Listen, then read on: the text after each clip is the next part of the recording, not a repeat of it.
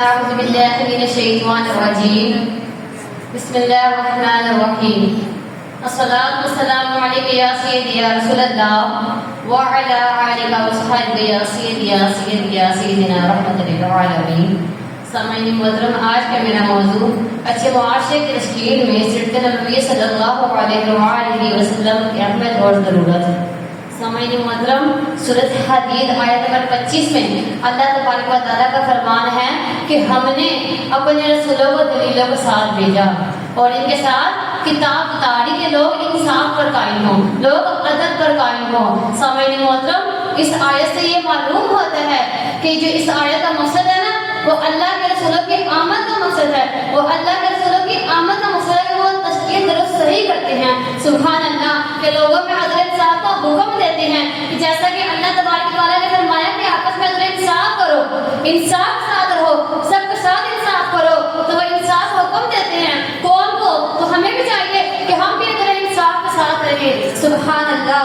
سامعین محترم، اس کا سادہ سا مطلب یہ ہے کہ اچھے معاشرے کا حقوق یہ نہیں ہے کہ کسی کے حق مارے جائیں.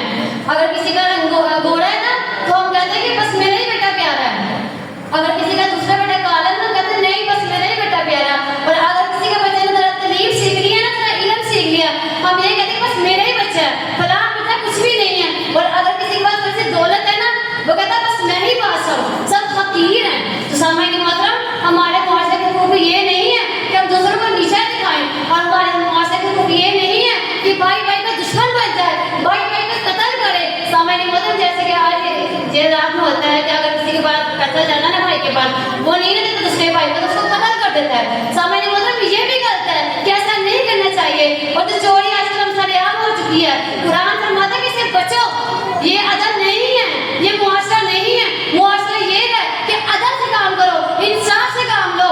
سبحان اللہ. سامعین محترم، نبی کریم صلی اللہ علیہ وآلہ وسلم آپ نے سورۃ بقرہ کی نا آیت نمبر 84 میں ارشاد فرمایا کہ ماں باپ کے ساتھ بھلائی کرو، ماں باپ کے ساتھ بھلائی کرو، رشتہ داروں کے ساتھ بھلائی کرو، یتیموں کے ساتھ بھلائی کرو، مسکینوں کے ساتھ بھلائی کرو.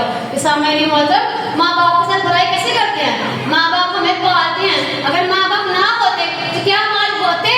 ماں باپ کو وسیلہ تو آج پیدا ہوئے ہیں نا. ماں باپ تو وہ ہیں نا جو ہمیں چلنا سکھاتے ہیں. اگر ایک بار ہمیں نہ آنا ہے تو ماں باپ کہتے ہیں کہ ہاں یہ ورڈ یہ ہے، پھر کہتے ہیں کہ ہاں یہ ورڈ یہ ہے. اور اگر ماں باپ آج بوڑھے ہو جائیں، بڑھاپے میں آ جائیں، تو اگر وہی ہم سے یہ سوال پوچھے یہ کیا ہے، ہم کہتے ہیں کہ یہ ہے. پھر دوبارہ کہتے ہیں یہ کیا ہے، ہم کہتے ہیں کہ تجھے پتہ نہیں کہ یہ کیا ہے. سامعین محترم، ہمیں یہ سمجھنا چاہیے کہ ہمارے ماں باپ تو وہی ہے جس نے بولنا سکھایا، پڑھنا سکھایا، دین اسلام کی تعلیمات سکھائی. آج ہم ان کے آگے بولتے ہیں. ہمیں چاہیے کہ ان کا بھی کہنا مانیں، ان کی ہر ایک بات کو سنیں. سبحان اللہ. سامعین محترم، آگے بڑھے تھے کہ رشتہ داروں کے ساتھ. اگر ہمارا کوئی رشتہ دار غریب ہے نا، ہم کہتے ہیں کہ تو روز ہمارے گھر آ جاتا ہے، پر ہمیں یہ نہیں پتا قرآن نے کہا کہ رشتہ داروں کو دل داری نہ کرو، ان کی مہمان نوازی کرو. تو ہمیں چاہیے کہ ہم اگر کسی کو دے نہیں نہ سکتے، جس سے بات کر لیں، وہ بھی بڑی بات ہے، وہ بھی ہمیں ثواب ہے. تو اسی طرح یتیموں کے ساتھ اگر کسی کا باپ نہیں نا ہے تو یہ نہ کہیں کہ یتیم ہے، اس کا کوئی بھی نہیں ہے، اس کا کوئی نہیں، اس کو اللہ ہے. اور یتیم کے ساتھ بھی محبت کریں، مسکین کے ساتھ بھی محبت کریں. سبحان اللہ. سامعین محترم، نبی کریم صلی اللہ علیہ وآلہ وسلم آپ اپنے رب تعالیٰ کا پیغام فرماتے ہیں جوئے کے بارے میں. آپ صلی اللہ علیہ وسلم آپ سورۃ مائدہ آیت نمبر 9 میں فرمایا کہ جوا جو شراب ہے نا یہ حرام ہے. اپنی امت کو بتا رہے ہیں، اپنی امت سے بچا رہے ہیں کہ جوا جو شراب ہے نا یہ حرام ہو چکی ہے. سبحان اللہ. کہ اس پہلی کام ہے، ہمیں ترکیب دی جا رہی ہے کہ آپ اسے بچو. سبحان اللہ. سامعین محترم، جب یہ آیت نازل ہوئی نا تو آپ صلی اللہ علیہ وآلہ وسلم آپ کا قاصد تھا، اس نے جگہ جگہ جا کر نا آپ صلی اللہ علیہ وآلہ وسلم آپ کا پیغام پہنچا دیا کہ آج نبی کریم صلی اللہ علیہ وآلہ وسلم آپ نے فرمایا کہ شراب حرام ہو چکی ہے، جوا حرام ہو چکا ہے، تو آپ سب اس کو چھوڑ دیں. سامعین محترم، قربان جن ہستیوں پر انہوں نے یہ نہ سوچا کہ آج ہم بیچتے ہیں شراب جو پڑی ہے کل کو ہم عمل کریں گے، ان کی جانوں پر بھی قربان جائے. تو انہوں نے اسی ٹائم شراب کو بہلا دیا، اور شراب مدینہ کے گلے میں ایسے بہہ رہی جیسے پانی بہتا ہے. سبحان اللہ. سامعین محترم، آج ہم اپنے دین کی بات کرتے ہیں نا کہ تم دین اسلام پر قائم رہو، ہم کہتے ہیں کہ آج نہیں پر رہوں گا. تو ہمیں بھی جیسے وہ تھے نا صحابہ کرام، ہاں اپنی جان مال سب کچھ نبی کریم صلی اللہ علیہ وآلہ وسلم آپ پہ قربان کرتے ہیں. ہمیں بھی چاہیے کہ ہم بھی دین اسلام پر سب سے پہلے حصہ لیں. جو دنیا کی بات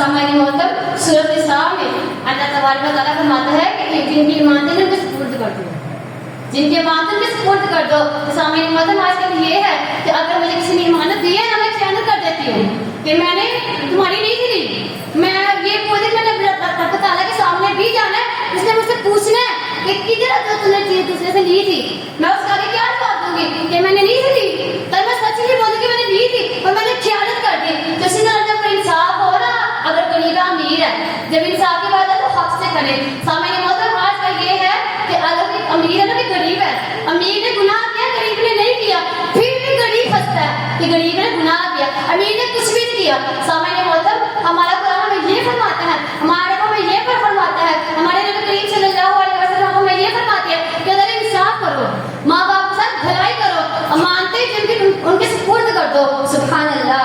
سامعین محترم اچھا معاشرہ یہ ہے کہ ہمیں نبی کریم صلی اللہ علیہ وسلم کی تعلیمات پر عمل کرنا چاہیے. جیسے کہ آپ صلی اللہ علیہ وسلم آپ نے فرمایا کہ ماں باپ کے ساتھ بھلائی کرو، ماں باپ سے اچھی بات کہو، رشتے داروں کے ساتھ اچھی بات کہو، یتیموں مسکینوں کے ساتھ اچھا رہو، اگر کچھ دے نہیں سکتے تو اچھی بات نہیں کرو، یہ بھی ہمیں ثواب ہے. سبحان اللہ.